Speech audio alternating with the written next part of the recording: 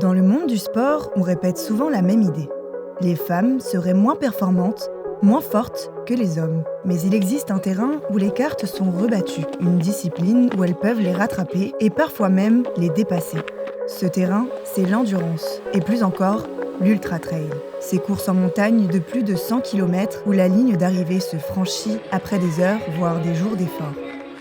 Courtney Dauwalter, elle, a franchi une frontière en 2017. Au cœur de l'Utah, elle s'aligne sur la Moab 240, 387 km jour et nuit à travers le désert et la montagne. Résultat, première au classement général. Plus de 10 heures d'avance sur le deuxième coureur et un record du parcours pulvérisé. Mais Courtney n'est pas un cas isolé. Comme elle, d'autres coureuses ont réussi à s'imposer sur des ultras, parfois largement devant les hommes. Alors, comment expliquer ce phénomène ? Est-ce une tendance appelée à durer ?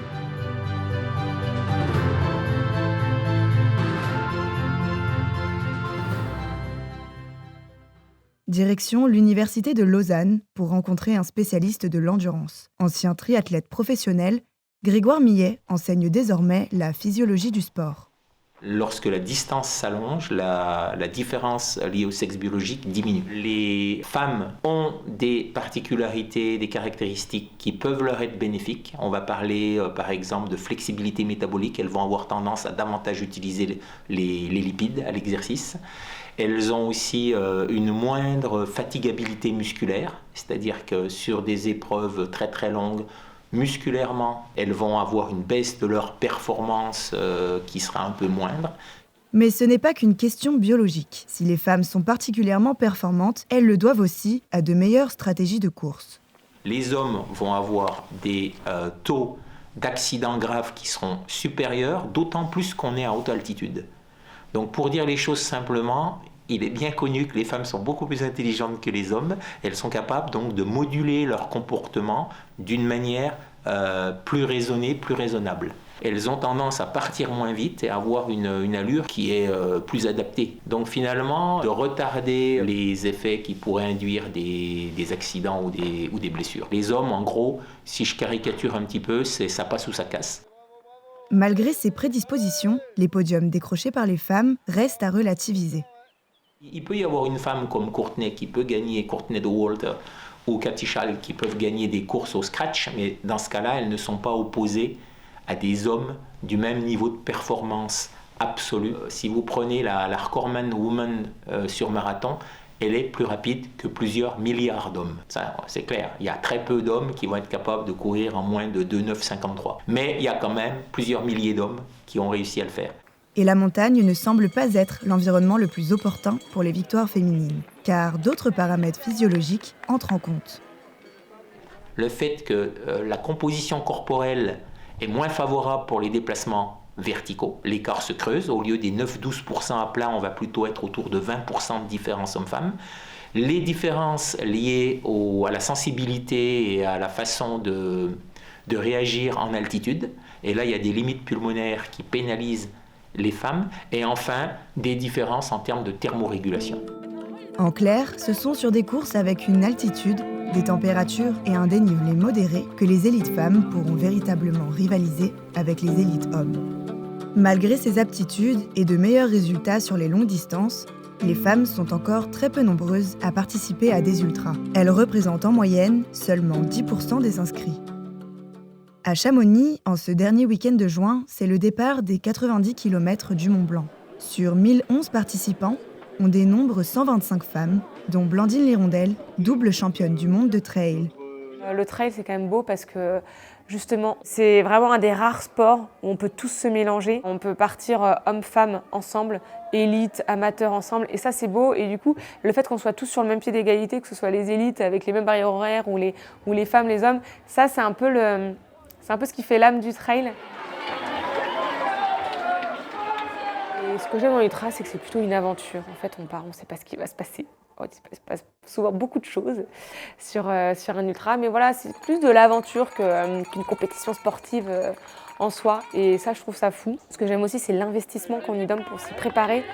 Et du coup, la satisfaction qui est proportionnelle à cet investissement dans la préparation et dans la compétition.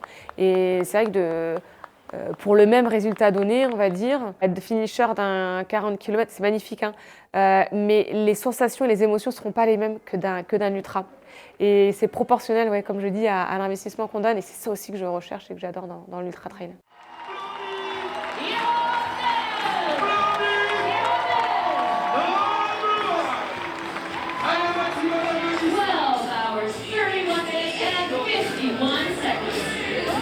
ils sont la jambe, toute la team. Moi, je suis vraiment quelqu'un qui vit toujours avec les émotions et ça permet vraiment de les transcender. Ouais.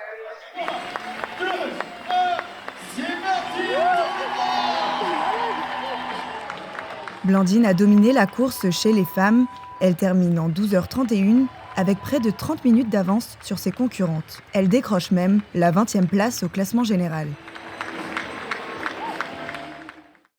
Dans le monde du trail, différentes idées sont discutées pour encourager les femmes à s'inscrire, parmi lesquelles adapter les barrières horaires ou encore faire partir les femmes en premier sur les ultras. L'avantage, ce serait qu'on puisse voir plus les femmes sur les caméras, parce qu'en fait, quand elles sont noyées dans les hommes, on filme souvent que les hommes, et surtout en fait, quand on parle des élites, les têtes de course, donc les hommes. Mais encore une fois, je trouve ça dommage parce que ça romprait un peu l'esprit. Ouais. Si les femmes se font rares sur les formats plus longs, c'est d'abord un problème d'entraînement. Les femmes ont peut-être aussi moins la possibilité de s'entraîner. Effectivement, quand on s'engage sur un ultra-trail, il faut faire des kilomètres, il faut faire des heures en montagne. S'entraîner pour des 30 km et pour des 80-100 km pour des ultras, c'est pas la même chose. C'est beaucoup plus chronophage. Donc il faut trouver le temps. Et c'est vrai que voilà, en étant donc maman séparée, avec 2 enfants, c'est pas toujours évident.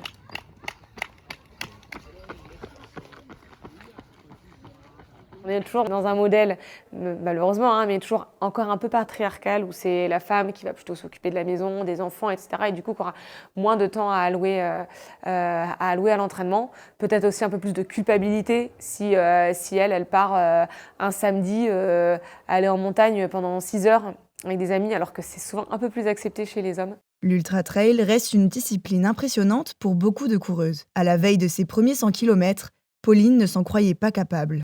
Je ne savais pas comment mon corps allait réagir, si j'allais réussir à endurer la fatigue, l'alimentation aussi qui n'est pas facile et qui est toujours un problème pour moi encore maintenant. Au-delà de 50 km, je ne pensais pas pouvoir réussir, tout simplement. En fait. Effectivement, il y a une injonction et qui est souvent sociétale. Et les femmes, effectivement, vont plus avoir tendance à se sous-estimer, alors que les hommes, plutôt l'inverse, plutôt se surestimer. Et du coup, avoir l'impression de ne pas être capable de le faire. En 2024, d'après l'Observatoire du running, 48% des personnes pratiquant la course à pied étaient des femmes. Mais plus les distances augmentent, moins elles sont représentées.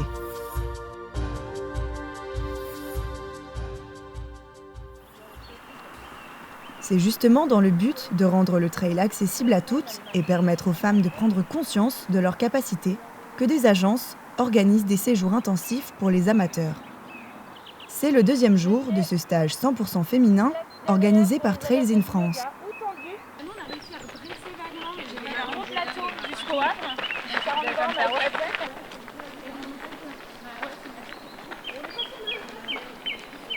c'est vrai qu'on est sur un rythme plutôt chill, détente. En fait, il n'y a pas de pression, de niveau, de comparaison. Il y a une bonne ambiance là, c'est cool. On est là que pour soi. Ouais. C'est vrai qu'il y en a certaines, j'ai reçu quelques messages en privé ou sur le groupe en amont qui avaient un peu des appréhensions justement sur est-ce que je vais être au niveau. Ouais, c'est vrai que... Et bon, j'espère que vous êtes rassurés du coup. Oui,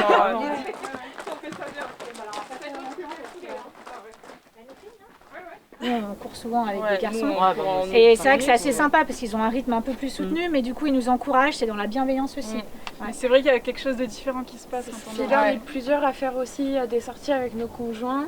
Donc on est habitué à être avec des hommes, avec nos chéris.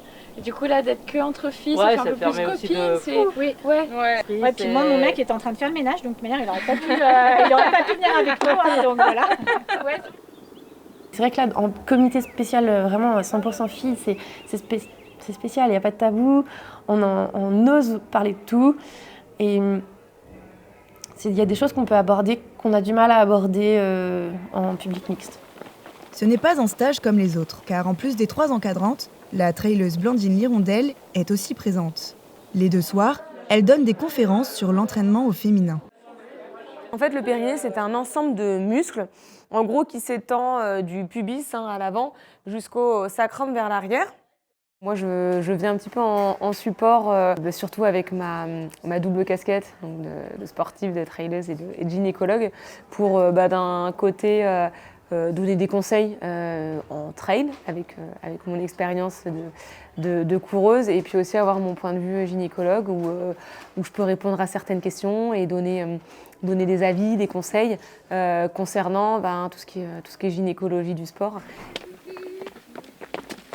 Pendant la journée, les filles se répartissent en 3 groupes de niveau pour une sortie plus ou moins difficile sur les sentiers.